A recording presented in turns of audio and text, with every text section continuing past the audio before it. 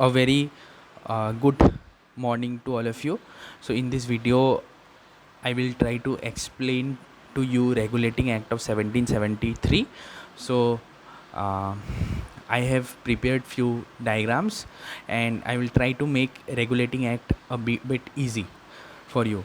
So we'll discuss the key provisions of Regulating Act of 1773.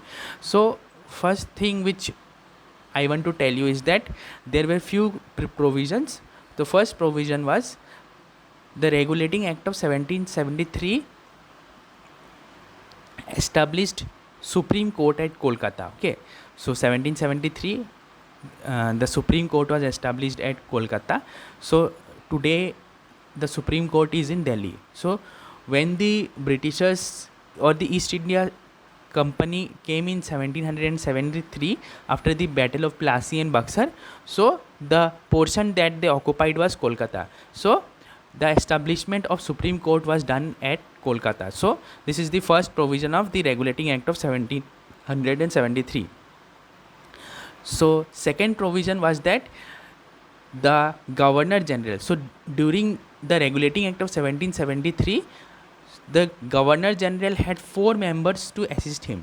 So during the Regulating Act of 1773, the Governor General was allowed 4 members to assist him. Okay, so you can see in the diagram there are 5 people and one Governor General is being supported or assisted by 4 members. So what did I tell you? First was that Supreme Court was established at Kolkata. Okay, and the second point which I told you was that the Governor General was allowed to assist 4 more members.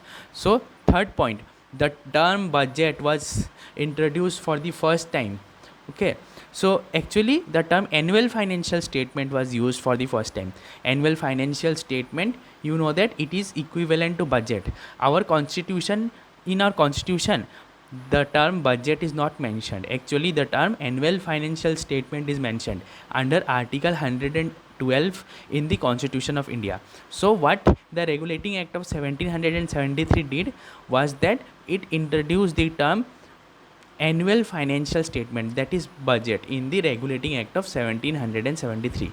So what did I tell you? First is that in Kolkata the Supreme Court was established because the East India Company had powers in Kolkata in 1773. In 1773 East India Company, after the Battle of Plassey and Buxar, they were able to win in only the eastern region of India. That is why Supreme Court was established in Kolkata. You know that in 1912 the capital was transferred from Kolkata to Delhi. Second point which I told you was that Governor General was the head of the state. So he was assisted by 4 members. Okay, so in the diagram you can see that the Governor General has been assisted by 4 members. Third provision was that the term budget was mentioned in the Constitution of India. So the budget was mentioned, which means that the term budget or the annual financial statement, actually the term budget it was not mentioned, an annual financial statement was mentioned in the Constitution of India. So what I told you, the 3 points. Next point which I want to tell you is that the civil servant was prohibited from engaging in private trade. So for example, if you are an IAS officer or during that time you are an ICS officer, Indian Civil Service Officer, so you can see this guy, he is involving in private trade. Okay, so the civil servants were not allowed to engage in private trade. So this is the fourth point which I wanted to tell you, that if you are a civil servant, you cannot have a YouTube channel. Okay, so civil servant was not allowed to do private trade. He will do only his work. So these were the 4 points. And the fifth point was that it gave East India Company a lot of power. You can see these are the Britishers and they are very happy.